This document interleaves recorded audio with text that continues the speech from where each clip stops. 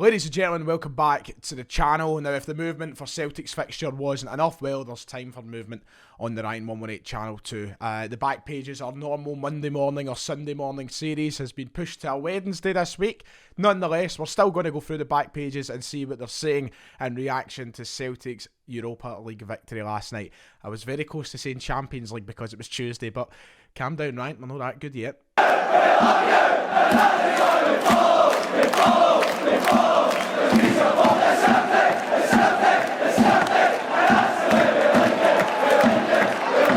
Now, before we go any further with the video, please make sure to hit like and subscribe down below. The support on yesterday's video was absolutely tremendous. The subs have taken a little bit of a jump, so please keep that up if you haven't already. It's absolutely free. The big red button below that says subscribe. Also, yes, for the people who are asking, I have recovered.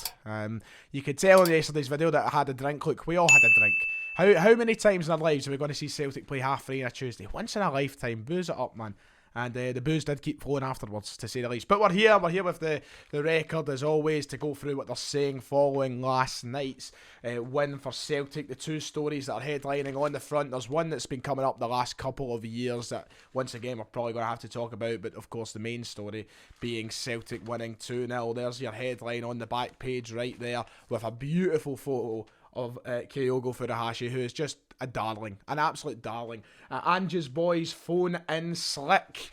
Funnily enough, I thought I was going to have to phone in sick, but I never. So there you go. The headline: phone in slick. Slick performance, to say the least, from Celtic last night. I spoke about it in a slightly steaming manner last night after the game, but if I have to speak about it sober as possible now, I would still say I'm as impressed as I was with a drink in me. From start to finish, we controlled the game. A couple of people in the comments were unhappy with me saying I thought we were brilliant from start to finish, saying the first half wasn't great. Now, I know we didn't create an enormous amount of chances in the first half, but still, Ferencváros didn't look as though they were getting into any stride. We were in control of possession, the pace of the game. Yes, they had a couple of opportunities in the break, but ultimately, I thought from start to finish we were really good yesterday, and it was a real sort of development as a team that we've seen. I touched on that. The game management, the way that players were playing together, everything was just kind of showing a real development, not just in the football itself, but everything surrounding the manager and the team. Just a real sign of growth, and I'm hoping that keeps up as we head to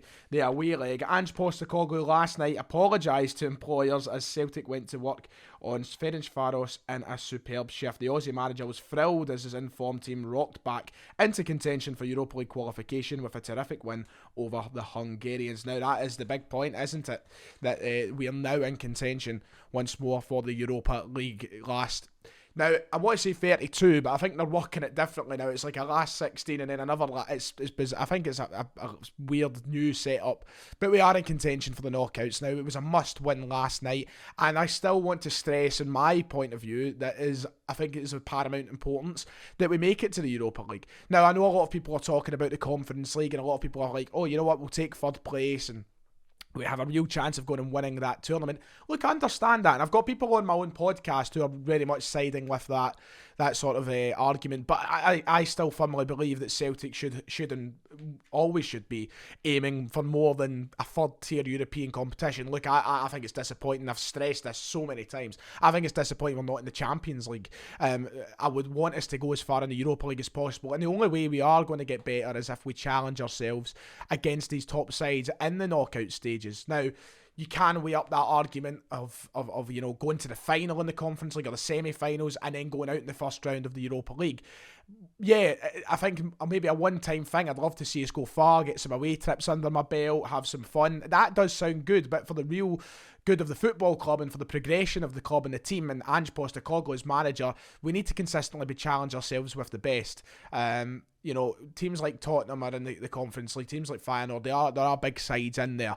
There's no denying that, but we can certainly challenge and push ourselves to be a bit better, and now that is back on the cards. If we can beat Ferencváros once more over in Hungary, you're on 6 points, and then you're hoping for a miracle in the last couple of games and maybe take you through. Look, Betis are in a position where they could perhaps go and beat us to that, because it looks as though Leverkusen will top the group, but you never know. There could be something on the cards for Celtic, and I really want to see us get that far. And then at the bottom, I want to touch on this. Right at the bottom of the back pages today, they've got the UEFA Conundrum from the game yesterday. Still trying to work it out. Don't know if yous have yet. The fuck UEFA. pardon my French, but I'm just reading what the banner said. The fuck UEFA banner. Celtic fans have hit out at UEFA with an X-rated banner over the fixture decision that caused their Europa League clash to kick off at 3:30 yesterday. Police Scotland also got it in the neck with another visual protest from receiving supporters in yesterday's Europa League win over Ferencvaros. Both the Green Brigade and the boys section of Celtic Park unfurled banners left as in the photos to the left. I was wondering why that said there. That slammed those responsible for the unusual kick-off time. Now look, Celtic are probably going to get themselves fined because of these, and once again you'll get that section of the Celtic support who will go, oh, they're nothing but trouble. They're costing the club money and such there. But I think once more, as I will always say, these banners represent the majority of us fans, the majority of how we're feeling. We are football fans at the end of the day. We should be allowed to express our voice and opinion, and if it comes to the cost of the club, that happens. We're fans and we deserve to be treated like fans, not like customers. And this 3:30 kick-off was highly unusual and highly complicated for some people. And it was a real sort of disregard for us as supporters, and I think UEFA deserve to know that. And I'm glad that once again the Green Brigade and the boys and such have stepped up and shown that. I'm glad that they've said and made it very clear that we're not happy, because they obviously, and a lot of people will say they don't, but they speak for a lot of the support, and I think a lot of us will agree with that. And that banner, once again, yesterday represents how I'm feeling and a lot of other supporters are feeling. 3:30 on a Tuesday, it's an absolute joke. Don't get me wrong, I enjoyed myself, had a good day of it, but it was not ideal. 50,000 of us, though, made it to the ground yesterday, which was absolutely tremendous. And it's a real credit to us as Celtic supporters, I think, that we can do that. Yes, it's not ideal because 60,000 would have been there on a Thursday night, but to get 50,000 there, well done for getting the time off work, lads, well done. And if you dogged school and all the rest of it, then fair play as well. But I completely agree with the banners. And look, I think that, fans are very quick to stand up and applaud when it's another club. When someone else does it in Europe or in England or even in Scotland, we're all quick to get off our feet and go, woohoo, well done. That's a fantastic message. Stick it to the man. Tremendous. But then, your own club does it and you start to see some of the same people saying, well, why'd they bother? Why are they doing that? Why are they throwing us under a bus? There's no throwing under buses here. They're standing up for football fans. Football is for us. It's not for UEFA. It's not for television companies. It's not for the big wigs. It's for no one but fans. It's a fans game.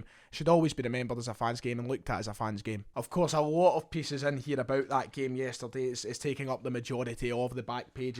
Some talk about Jota, some talk about Kyogo, both phenomenal yesterday and both turning out to be some of the, and I'm fully convinced now, spend the money on Jota. He will not flop. This isn't a lucky run of games. This isn't a slight bit of flair and a glimpse of some form that might never be again. This is the real deal, Jota. You can see it in him. You know when there's a player there. The guy is a tremendous talent. £6.5 million. We would be silly not to pay it. It would be ridiculous. Now, I wouldn't put it past Mr. Desmond to go and fuck this one up as well, but it would be ridiculous not to, and I think Ange Postecoglou will be stressing that to his board over the coming months and stressing that to who's in charge of the transfer dealings, because he's just too good to pass up. He really is. A lot of talk on, as I said, Kyogo in there as well. Carter Vickers taking up a big photo, a guy who had a brilliant performance, I thought, yesterday as well.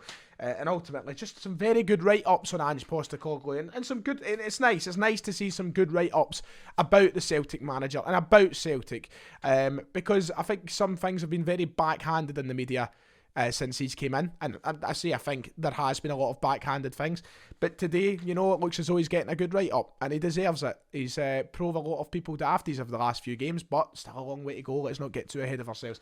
The hotline, what is the quote of the day then? Steven Gerrard still in place as Rangers manager, but rumours that he's in the frame for the Newcastle job have already started a runners and riders list to replace the Ibrox boss. Martinez, Clark, McInnes, Ross, Neil and Lampard should be on the Ibrox shortlist as well as McAllister.